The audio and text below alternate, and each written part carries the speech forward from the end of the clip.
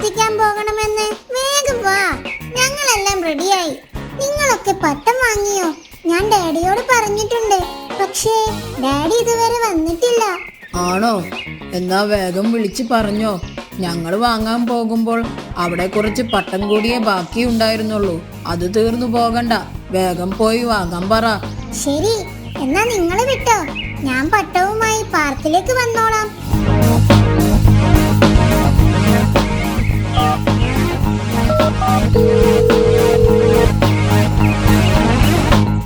Daddy, പറ മോളെ. പട്ടം വാങ്ങിയോ? ഇല്ല മോളെ, വരുമ്പോൾ വാങ്ങാം. വേഗം ഇറങ്ങൂ ഡാഡി, പട്ടം ഇപ്പൊ തീരും. ഇല്ല മോളെ, ഡാഡി ഓഫീസിലല്ലേ, പണിയുണ്ട്. വരുമ്പോൾ എന്തായാലും കൊണ്ടുവരാം. അയ്യോ, അവരെല്ലാവരും ഇപ്പൊ പട്ടം പറത്തി സന്തോഷിക്കുന്നുണ്ടാവുമായിരിക്കും. എന്താ ഇപ്പൊ ചെയ്യാ? ആ, ഐഡിയ.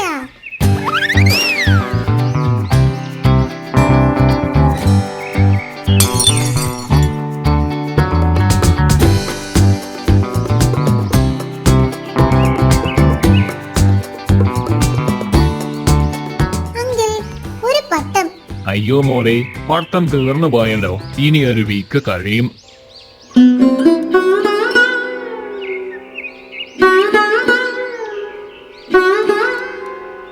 നീ ഈ വാതിലും തുറന്നിട്ട് ചോദിക്കുകയും പറയുകയും ചെയ്യാതെ എവിടെ പോയതാ? ഡാഡി വരട്ടെ, ഞാൻ പറഞ്ഞു കൊടുക്കുന്നുണ്ട്.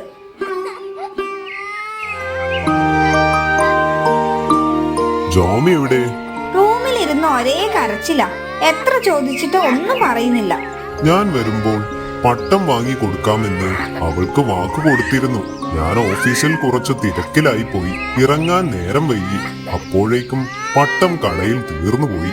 അതാണോ കാര്യം? അതിനെന്താ, നമുക്ക് അവൾക്ക് നല്ലൊരു പട്ടം ഉണ്ടാക്കി കൊടുക്കാലോ.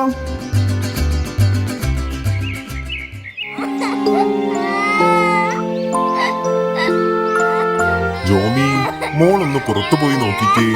അമ്മ പുറത്ത് പട്ടം പറത്തി കളിക്കുന്നു.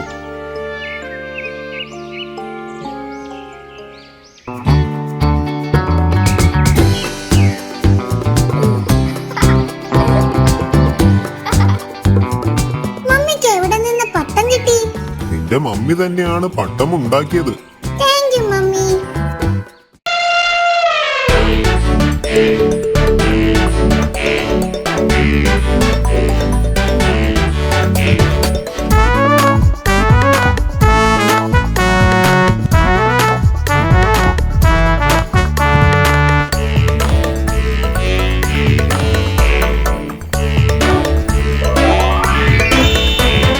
പണ്ടൊരു നാളിൽ കൊമ്പനാന വിരുന്നിന് പോയല്ലോ.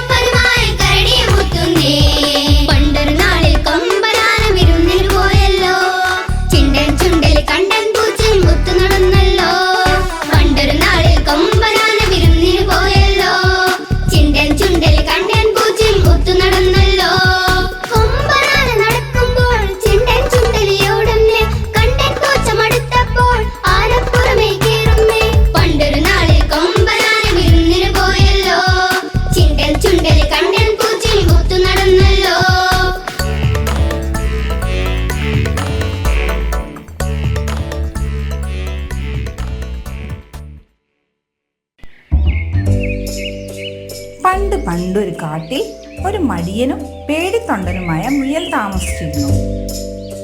മടി കാരണം വീട്ടിലൊന്നും തന്നെ കഴിക്കാനുണ്ടായിരുന്നില്ല. ഒരു ദിവസം അമ്മോ, വിശക്കുന്നല്ലോ. കഴിക്കാനാണെങ്കിൽ ഇവിടെ ഒന്നുമില്ലതാനും. പുറത്തിറങ്ങാനും മടി. ഇനി പുറത്തിറങ്ങാതെ രക്ഷയില്ല. കഴിക്കാൻ എന്തെങ്കിലും കിട്ടുമോ എന്ന് പോയി നോക്കാം. അങ്ങനെ നമ്മുടെ മടിയനായ മുയൽ മനസ്സില്ലാ മനസ്സോടെ ഭക്ഷണം തേടി പുറപ്പെട്ടു.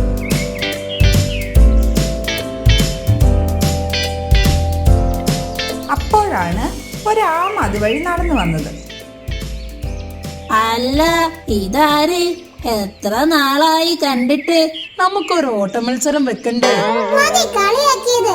അന്ന് ഞാൻ ഉറങ്ങിപ്പോയത് കൊണ്ട് മാത്രമാണ് നീ ജയിച്ചത്. അത് നീ മറക്കരുത്. അത് ശരി, നീ ഉറങ്ങിപ്പോയതിന് ഞാൻ എന്ത് പിഴച്ചു? അഹങ്കാരം നല്ലതല്ല. എന്ത് പഠിപ്പിച്ചു തന്നില്ലേ, അതിനൊരു താങ്ക്സ് ഉണ്ടിട്ടാ. അതൊക്കെ പോട്ടെ, വിശന്നിട്ട് വയ്യ. നിന്റെ കയ്യില് എന്തെങ്കിലും ഉണ്ടോ കഴിക്കാൻ? എനിക്കറിയാമായിരുന്നു നീ വരുമെന്ന്. ഞാൻ നിനക്ക് വേണ്ടി ആ മാവുംചോട്ടിൽ കുറച്ച് കാരറ്റ് കൂട്ടിയിട്ടിട്ടുണ്ട്. അതെടുത്തോന്ന് പറയാൻ വേണ്ടി വീട്ടിലേക്ക് വരികയായിരുന്നു. ആണോ? എന്നാൽ ആദ്യമേ പറയണ്ടേ? താങ്ക് യു ആമക്കുട്ടാ. ഇങ്ങനെ ഒരു മടിയും കൊതിയൻ. പെട്ടെന്നാണ് ദൂരെ കുറച്ച് ക്യാരറ്റ് കൂട്ടിയിട്ടത് നമ്മുടെ മുയൽ കണ്ടത്. ഇത് കണ്ട മുയലിന്റെ നാവിൽ വെള്ളമുറി. അങ്ങനെ നമ്മുടെ മടിയനായ മുയൽ ആത്തിയോടെ അവിടെ കിടന്ന ക്യാരറ്റ് മുഴുവൻ ശാപ്പിട്ടു.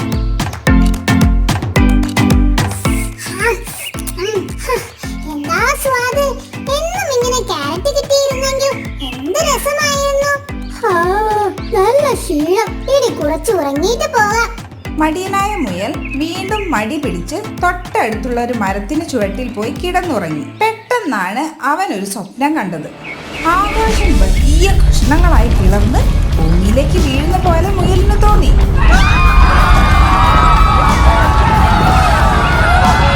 പെട്ടെന്നാണ് ഒരു മാമ്പഴം മുയലിന്റെ തലയിൽ വീണത്.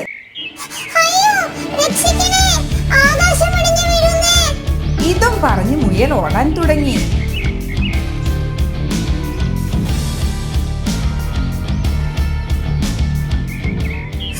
ഹലോ, ഒന്ന് നിന്നേ. എങ്ങോട്ടാ ഇത്ര ധൃതിയിൽ? സംസാരിച്ചു നിൽക്കാൻ സമയമില്ല. ജീവൻ വേണമെങ്കിൽ എന്റെ കൂടെ ഓടിക്കോ. അതെനിക്കെങ്ങനെ? ഓടി പരിചയമില്ല. ചാടിയ ശീലം. എന്താണ് കാര്യം? ആകാശം ഇടിഞ്ഞു വീഴുന്നു. ഞാൻ അവിടെ മാവും ചുവട്ടിൽ കിടക്കുകയായിരുന്നു. അപ്പോഴാ ഞാൻ കണ്ടത്. പിന്നെ ഒന്നും നോക്കിയില്ല. പടച്ചോനെ കാത്തോളി എന്ന് പറഞ്ഞൊരൊറ്റ ഓട്ടം. മാനി മഹാമൃഗങ്ങളെ, ജീവൻ വേണമെങ്കിൽ ഓടിക്കോ. ആകാശം ഇടിഞ്ഞു വീഴാൻ പോകുന്നു. പെട്ടെന്നാണ് അതുവഴി നടന്നു വന്ന കരടി മുയലും കുരങ്ങനും ഓടുന്നത് കണ്ടത്.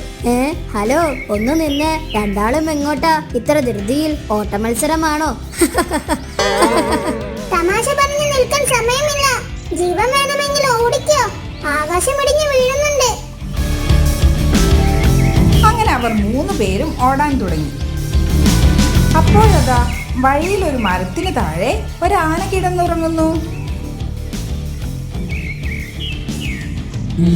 എങ്ങോട്ടാ 3 പേരും പേടിച്ചോടി പോകുന്നത്?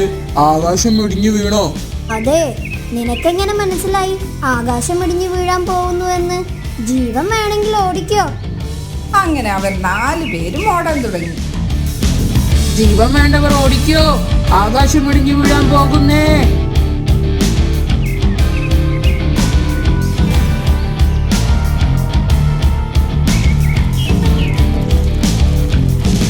ഓടി ഓടി അവർ സിംഹത്തിന്റെ ഗുഹയുടെ മുന്നിലെത്തി. എന്താണ് ഒരു ബഹളം? ഉറങ്ങാനും സമ്മതിക്കില്ലേ? എന്താണ് ഇവിടെ ഇത്രയും ബഹളം? ഉറങ്ങാൻ സമ്മതിക്കില്ലേ? പ്രഭു, ആകാശം വീഴാൻ പോകുന്നു. ആരാണ് പറഞ്ഞത്? ഈ ആനയാണ് എന്നോട് പറഞ്ഞത്. അയ്യോ, ഞാനല്ല, എന്നോട് കരടിയാണ് പറഞ്ഞത്. എന്നോട് കുരങ്ങനാണ് പറഞ്ഞത് പ്രഭു. എന്നോട് പറഞ്ഞത് ഈ മുയലാണ് പ്രഭു.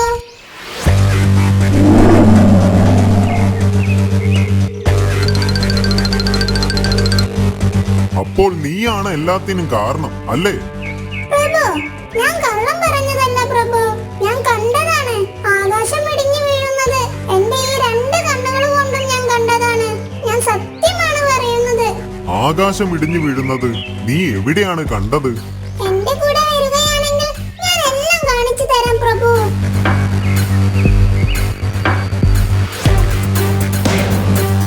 അങ്ങനെ മുയൽ ഉറങ്ങിക്കിടന്ന സ്ഥലത്ത് അവരെത്തി.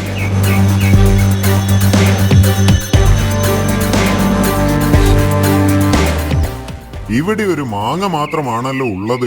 ഇതാണോ നീ പറഞ്ഞ ആകാശത്തിന്റെ കഷ്ണം? നീ വല്ല സ്വപ്നവും കണ്ടതായിരിക്കും. സ്വപ്നം കണ്ട് ആകാശം ഇടിഞ്ഞു വീഴുന്നത് പോലെ നിനക്ക് തോന്നിയതാവും. അത് ബാക്കി മൃഗങ്ങളെയും പറഞ്ഞു തെറ്റിദ്ധരിപ്പിച്ചു. അതല്ലേ ശരിക്കും ഉണ്ടായത്? ക്ഷമിക്കണം പ്രഭു, എനിക്ക് തെറ്റുപറ്റി. ഞാനൊരു സ്വപ്നം കണ്ടതായിരുന്നു. കാള പെറ്റെന്ന് കേട്ട് കയറെടുക്കരുത്.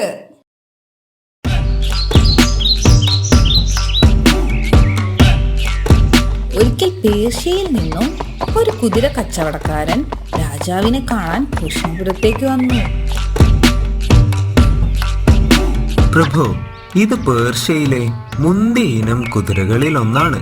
അങ്ങേക്ക് വേണ്ടി ഇതുപോലൊരെണ്ണം ഞാൻ പേർഷ്യയിൽ നിന്നും വരുത്തിക്കോട്ടെ? അതിമനോഹരം. എന്താണ് ഇതിന്റെ പ്രത്യേകത?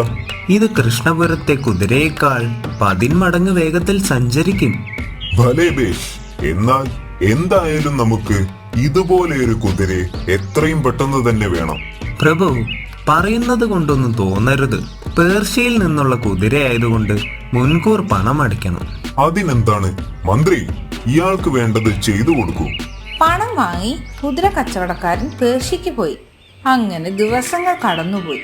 ഒരു ദിവസം മന്ത്രി, നാമിനൊരു കൗതുകം. എന്താണ് പ്രഭു, പറഞ്ഞാലും. നമ്മുടെ രാജ്യത്തെ മുഴുവൻ വിഡ്ഢികളുടെയും ഒരു പട്ടിക തയ്യാറാക്കണം. ഉത്തരവ് മഹാരാജൻ. പക്ഷേ എനിക്ക് 2 ദിവസത്തെ സമയം തരണം.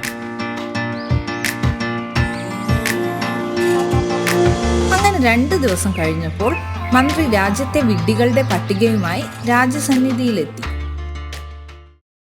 അതിൽ ആദ്യത്തെ പേര് തന്നെ തന്റേതാണെന്ന് കണ്ട രാജാവ് ക്ഷുഭിതനായി. എന്ത് വിഡ്ഢിത്തമാണിത് ബീർബൽ? താങ്കളോട് രാജ്യത്തെ വിഡ്ഢികളുടെ പട്ടിക തയ്യാറാക്കാൻ പറഞ്ഞിട്ട് ഇതിൽ ആദ്യത്തെ പേര് എന്റേതാണല്ലോ. ക്ഷമിക്കണം പ്രഭു, പക്ഷേ അതിന് തക്കതായ കാരണമുണ്ട്. എന്ത് കാരണം? ബീർബൽ, നമ്മെ കളിയാക്കുകയാണോ? കുറച്ചു ദിവസങ്ങൾക്ക് മുൻപ് നല്ല ഇനം പേർഷ്യൻ കുതിരകളെ വാങ്ങാനായി അങ്ങ് ഒരു കുതിര കച്ചവടക്കാരന് മുൻകൂറായി പണം കൊടുത്തിരുന്നില്ലേ? ഉവ്വ്, അതിനെന്താണ്? അങ്ങ് ഒരു വിഡ്ഢിയല്ലായിരുന്നുവെങ്കിൽ യാതൊരു മുൻ പരിചയവുമില്ലാത്ത ഒരു പരദേശിക്ക് കുതിരകൾക്കുള്ള മുഴുവൻ തുകയും മുൻകൂറായി കൊടുക്കുമായിരുന്നു. അയാളിപ്പോൾ പണവും വാങ്ങിയിട്ട് എത്രയോ നാളുകളായി. ആ പണവും കൊണ്ട് അയാൾ മുങ്ങിയില്ലേ? അയാൾ മുങ്ങിയതാണെന്ന് ആര് പറഞ്ഞു? അയാൾ വേറെ എന്തെങ്കിലും കാരണം കൊണ്ട് വൈകിയതായിക്കൂടെ? അയാൾ അല്പമെങ്കിലും ബുദ്ധിയുള്ളവനാണെങ്കിൽ അയാൾ ആ വെറുതെ കിട്ടിയ പണം നഷ്ടപ്പെടുത്തുകയില്ല. അഥവാ ഇനി കുതിരകളെയും കൊണ്ട് അയാൾ വരികയാണെങ്കിൽ അന്ന് അങ്ങയുടെ പേര് ഈ പട്ടികയിൽ നിന്ന് വെട്ടി പകരം അയാളുടെ പേര് ചേർത്ത് കൊള്ളാം. അതുവരെ അങ്ങ് തന്നെയാണ് 1-ാം സ്ഥാനത്തിന് അർഹൻ. രാജാവിന് മറുപടിയില്ലായിരുന്നു. അപരിചിതനായ ഒരാളെ വിശ്വസിച്ച് പണം കൊടുത്തത് അബദ്ധമായി പോയെന്ന് അദ്ദേഹത്തിനും ബോധ്യപ്പെട്ടിരുന്നു. ഇനി എന്ത് ചെയ്യും മന്ത്രി? എന്തായാലും രാജാവിനെ കബളിപ്പിക്കാനുള്ള ധൈര്യം അയാൾക്കുണ്ടാവില്ല. ഏതെങ്കിലും ഒരു കുതിരയുമായി അയാൾ തിരിച്ചു വരും. അപ്പോൾ നമുക്ക് നോക്കാം. അങ്ങനെ മന്ത്രി പറഞ്ഞത് പ്രകാരം കച്ചവടക്കാരൻ മറ്റൊരു കുതിരയുമായി വന്നു. എന്തു പറ്റി? കുറെ മാസങ്ങളായല്ലോ നിങ്ങൾ പോയിട്ട്. അത് പിന്നെ പേർഷ്യയിൽ നിന്നും കപ്പൽ വഴി എത്തിക്കണ്ടേ, അതാണ് നേരം വൈകിയത്. ശരി ശരി, പേർഷ്യൻ കുതിരകളെ കൃഷ്ണപുരത്തെ കുതിരകളെക്കാൾ മികച്ചത് എന്നല്ലേ നിങ്ങൾ പറഞ്ഞത്? നമുക്കതൊന്ന് തെളിയിക്കാൻ നമ്മുടെ കുതിരയുമായി ഒരു കുതിരയോട്ടം വെക്കാം. എന്താ? അല്ല, അത് വേണോ? രാജാവിന്റെ കുതിര തോറ്റ രാജാവിനല്ലേ അതിന്റെ മോശം? അത് ഞാനങ്ങ് സഹിച്ചു. കുതിരയോട്ടത്തിനുള്ള ഒരുക്കങ്ങൾ ആരംഭിക്കട്ടെ. ആരെവിടെ? അങ്ങനെ മത്സരം ആരംഭിച്ചു. കച്ചവടക്കാരൻ കൊണ്ടുവന്ന പേർഷ്യൻ കുതിര കൃഷ്ണപുരത്തെ കുതിരയോട് തോറ്റു.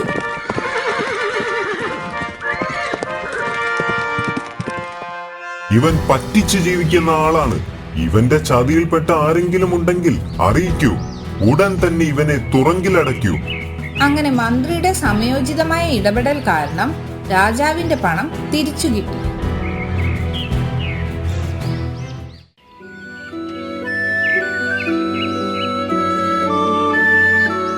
പണ്ടൊരു കാട്ടിൽ ചെറിയ മാളത്തിൽ ഒരമ്മ എലിയും 4 കുഞ്ഞുങ്ങളും താമസിച്ചിരുന്നു. എന്നാൽ ആ 4 കുഞ്ഞുങ്ങളിൽ ഒരു എലി മാത്രം നീല നിറമായിരുന്നു. അവൾ ബാക്കി കുഞ്ഞുങ്ങളിൽ നിന്നും വളരെ വ്യത്യസ്തയായിരുന്നു. അവൾ എപ്പോഴും അമ്മയെ സഹായിച്ച് വീട്ടുജോലികളെല്ലാം നോക്കി മിടുക്കിയായി വളർന്നു. രണ്ടാമത്തെ എലിക്കുഞ്ഞ് ഒരു സംസാരപ്രിയനായിരുന്നു. അമ്മയെ സഹായിക്കേണ്ടതിന് പകരം ഒഴിവു സമയങ്ങളിൽ ഒരു മരത്തിന് താഴെ കൂട്ടുകാരുമൊത്ത് സംസാരിച്ചിരിക്കലാണ് അവന്റെ ഹോബി.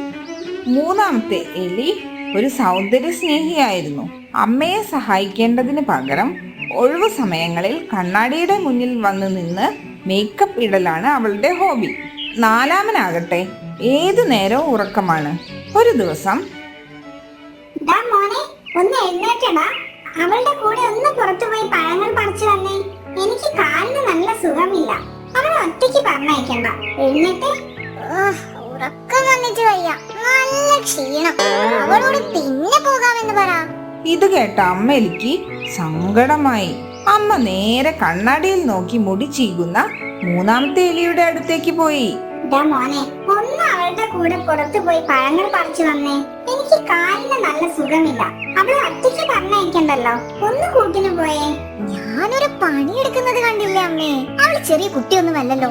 ഇത്രയും കാലം അമ്മ കൂട്ടുപോയില്ലേ, ഇനി അവൾ ഒറ്റയ്ക്ക് പോട്ടെ. അങ്ങനെയല്ലേ പഠിക്കുക? ഇത് കേട്ട അമ്മ രണ്ടാമത്തെ എലിയുടെ അടുത്തും പോയി കാര്യങ്ങൾ പറഞ്ഞു. രണ്ടാമത്തെ എലിയും കൂട്ടുപോകാൻ പറ്റില്ല എന്ന് പറഞ്ഞു. അങ്ങനെ പതിവ് പോലെ നീല എലിയും അമ്മയും കൂടി പഴങ്ങൾ പറിക്കാൻ പുറത്തിറങ്ങി. അവർ എല്ലാവർക്കും വേണ്ടിയുള്ള പഴങ്ങൾ പറിച്ചു. കുട്ടകൾ നിറച്ച് വീട്ടിലേക്ക് വന്നു.